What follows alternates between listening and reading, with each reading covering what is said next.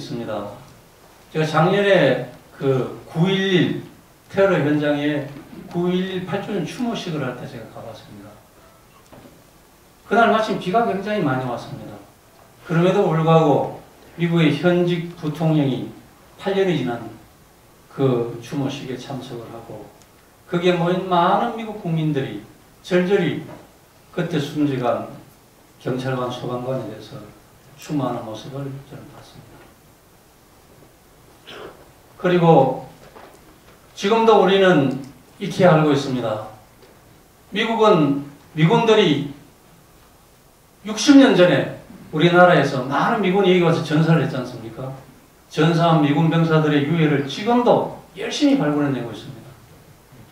뼈 조각 하나를 악착까지 찾아서 그 유골과 유품이 발견되면 그것을 그냥 보내는 게 아니라 엄숙한 송환식을 하고 있습니다.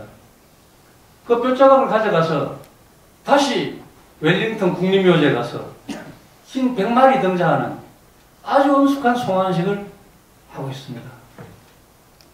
그것을 지켜보는 미국의 군인들, 미국의 경찰 소방관은 국민과 나라를 지키기 위해서 목숨을 바치는 것입니다.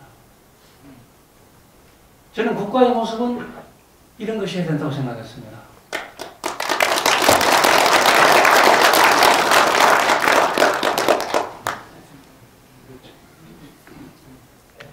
제가 이 할애받을 시간이 3시까지이기 때문에 10분 내에 마무리하겠습니다. 그래서 그 우리 김남훈 병사가 그 순직을 하고 저는 참 마음이 아팠고 제가 미국을 가 있는데 정말 제가 미국에서 또 한 번 눈물을 흘린 일이 있었습니다. 그것은 2008년도 말에 용산사고가 타결이 됐다는 뉴스를 들었습니다. 그때까지 장례식을 치르지 않고 있었는데 제가 굉장히 저도 마음이 아팠습니다. 그러나 저는 끝까지 원칙을 고수해 주길 저는 기대했습니다. 근데 타결 내용이 그 범법자의 유가족에게 돈을 7억씩이나 줬다. 제가 이런 얘기를 들을 때 너무너무 슬펐습니다. 그리고 며칠 후에 그 경찰관을 죽인 그 범법자의 장례식을, 민주열사 장례식을 서울시내 한복판에 한다고 많은 정치인들이 거기 참석하고 하는 모습을 제가 봤습니다. 제가 미국의 꼴방에 앉아서 정말 저는 울었습니다. 도대체 이게 뭐냐? 무엇이, 어떻게 해서 저 사람들이 민주열사냐? 경찰관을 죽이고 이 나라의 법질서를 근간부터 무너뜨린 사람이 어떻게 민주열사냐? 저기 참석하는 대한민국의 정치인들은 뭘 하는 사람들이냐? 저는 그때 확신을 가졌습니다. 거기에 참석한 정치인은 이 대한민국을 위한 정치인이 아니다. 이 대한민국 국민을 위한 정치인이 아니라는 확신을 저는 가졌습니다.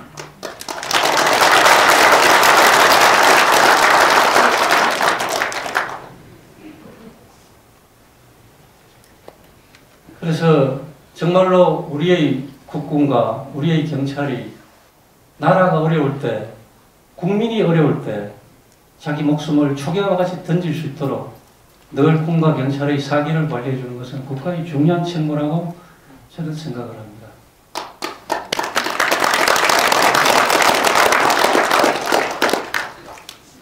그래서 저는 이 나라 법치를 바로 세우는 것은 경찰의 중요한 역할이라고 생각합니다.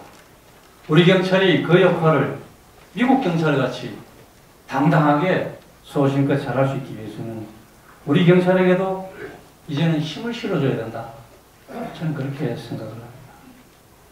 우리 경찰이 폭력 시위대에게 짓밟히는 모습, 이런 모습이 이제는 없어져야 된다.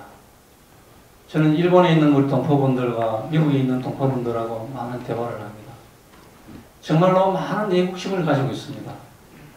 우리가 해외여행만 가도 애국자가 된다는 얘기가 있습니다만 해외에 살고 있는 우리 동포분들도 정말 많은 애국심을 가지고 있습니다. 늘 조국이 잘 되길 바라고 있습니다. 그분들은 우리나라 경제가 발전하고 김연아가 세계에서 금메달 따는 그 모습을 지켜보면서 너무나 자랑스럽게 생각하고 감격스러운 눈물을 흘립니다. 그러다가 CNN 뉴스, NHK 뉴스에 우리 경찰이 폭력 시위대기 짓밟히고 경찰 버스가 불타고 경찰이 폭력 시위대에 쇠파이프에 얻어맞아도 어떻게 해서는 무기력한 모습을 볼 때 부끄러워서 고개를 숙이는 것입니다. 미국 국민들이 도대체 저게 어느 나라냐고 하면 부끄러워서 도망가는 것입니다. 이런 부끄러운 모습을 없애지 못하면 이 대한민국은 절대 선진국의 모습이 될 수 없습니다.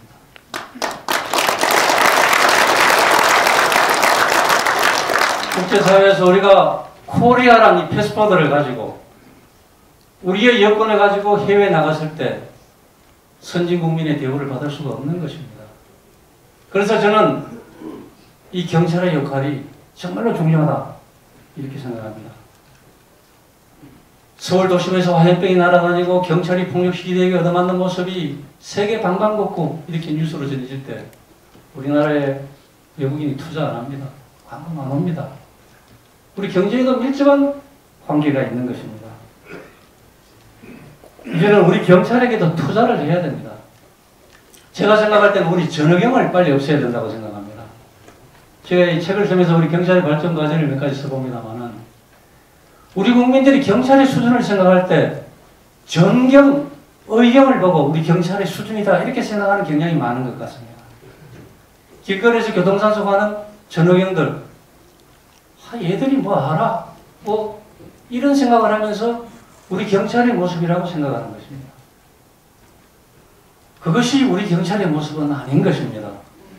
그래서 우리는 경찰력이 워낙 모자라기 때문에 할 수 없이 이 인건비가 산 군 국방 자원을 경찰에 임시 데려와서 쓰고 있었습니다.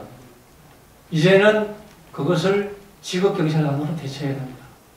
그러면 국가 예산이 됩니다. 우선 정부에서는 예산 문제를 가지고 고민하는데 이제는 경찰에게도 그런 투자를 해야 될 때가 왔다 저는 생각하는 것입니다. 그만큼 우리 국민이 행복해지는 것입니다. 그리고 지금 우리 국방이 문제가 됩니다만은 우리 전역경 수만 명을 국방 자원으로 돌려야 됩니다. 그러면 충분히 가치가 있다고 저는 생각하는 것입니다. 그리고 지금부터라도 우리는 교육에 더 힘을 쏟아야 된다고 생각합니다. 저는 일본이라는 사회를 보면서 그 나라를 보면서 교육의 힘이 정말 크다는 것을 저는 확실히 느꼈습니다. 아직도 일본과 우리의 교육 현장을 비교하면 아직도 우리는 많이 미치지 못한 부분이 많다고 생각합니다. 교육이 그 나라의 미래인 것입니다. 지금 우리의 자라나는 청소년, 학생, 어린이들이 어떤 교육을 받느냐 그것이 우리나라의 미래인 것입니다. 교육에 더욱더 힘을 쏟아야 된다고 생각합니다. 일본도 전후에 굉장히 혼란스럽고 나라가 어렵고 무질서하고 부패가 있던 시대가 있었다고 합니다. 그때 일본 정부는 가장 먼저 교육자들에게 집중적인 투자를 했고 그 다음에 경찰에게 투자를 했습니다.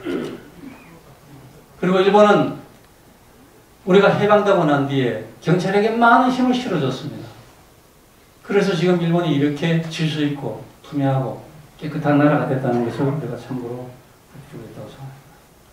저는 비록 경찰을 떠나서 지금 조용히 지내고 있습니다만은 앞으로 기회가 있다면 이 나라의 법질서 확립을 위해서 제가 조그마한 역할을 할 수 있다면 그 길을 계속 가야 되겠다 이런 생각을 하고 있습니다. 오늘 이렇게 제가 이 별 내용이 없는 내 얘기를 이렇게 할 수 있는 기회를 주신 우리 조 대표님께 다시 한번 감사의 말씀드립니다. 제가 경찰을 그만두고 어려울 때 우리 조 대표님께서 저에게 많은 위로와 격려를 주셨습니다. 이 자리에 참석하신 분들 모두 건강하시고 행복하시기 바랍니다. 감사합니다.